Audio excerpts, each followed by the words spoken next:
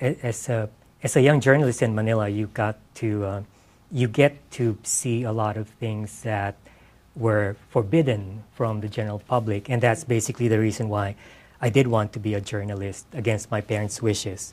They wanted me to be a doctor, of course, So, but it was the only way I could find out exactly what was going on. I didn't know, I was in high school when Marcos declared martial law, and I didn't know what was going on, and I couldn't know what was going on, but journalism kind of opened that for me.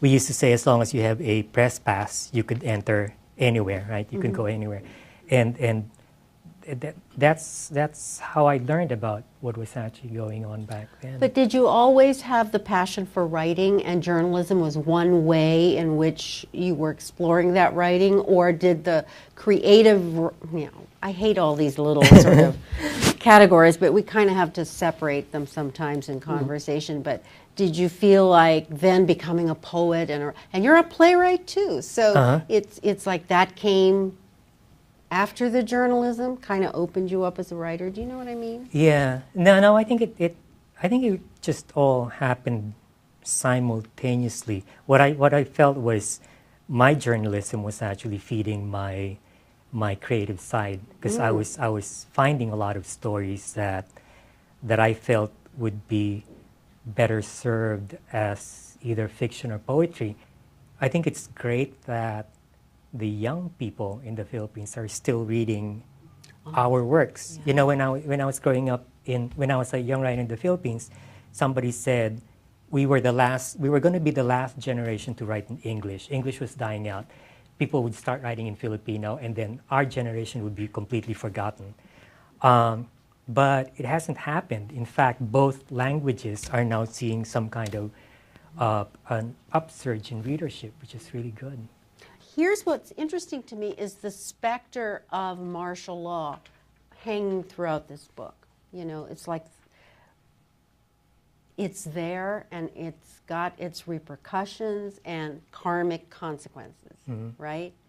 And so would you say, in a way, that one of the themes of this novel is the karmic consequence? The brothers, right. Janya, and what happens, and I don't want to spoil it.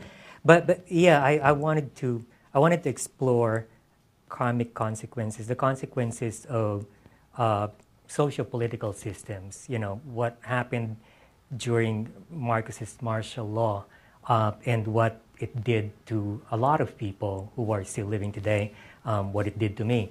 And I also wanted to explore the karmic consequences of personal decisions. The visual art I love to look at always invites, or to buy or to own, always invites me back to look at it again and again and again. And I love to read, and I barely have enough time. And this is such a rare experience reading this book. From the beginning, I said, I want to come back and read it again, because there's so many layers, there's so many geographies and sexualities and eras, and I just wonder where that incredible complexity in your writing comes from, and if it has to do something with colonization, with, it just was amazing. I felt very truthful complexity. Colonization, yes, right? I mean, I think coming from a colonized culture does give you a lot of layers in your identity, right? And hybrid and culture in your too. Right, and also in your own narrative and in the way you present narrative. I've always wanted to write a simple story, but I can't. I seem to not be able to do that. Every time I have a simple plot, 100 things come in, and I have to actually, push them out so that all the details don't intrude into the story.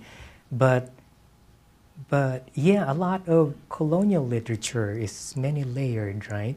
Mm-hmm. Except for Scarmeta. But then he's also very layered. But he's post-colonial. Post-colonial, right. I mean, you're a post-colonial, darling. So, okay. But I think that's even more layers than colonial, because you're openly dealing with a lot of things that colonials could not deal with.